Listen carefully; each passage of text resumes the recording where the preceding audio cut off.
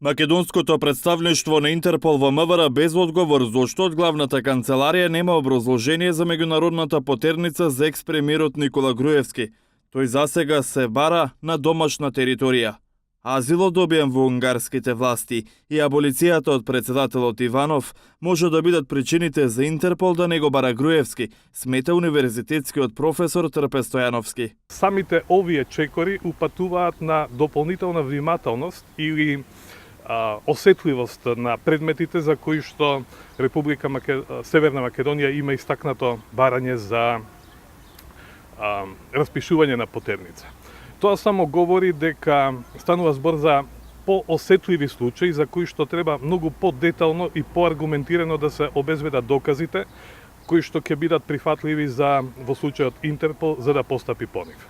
И тука треба да се бара на тамошното разбистрување на тоа што не е доволно убедително. Идентична е праксата и со вработениот во УБК Никола Бошковски кој очекува епилог од барањето за азил во Грција. Груевски политичкиот азил во Унгарија го доби пред половина година.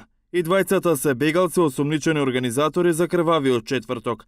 Шефицата на обвинителството за организиран криминал Вилма Русковска обелодени дека Интерпол 2 месеци не ги објавува имињата на Груевски и Бошковски и не образложува зошто.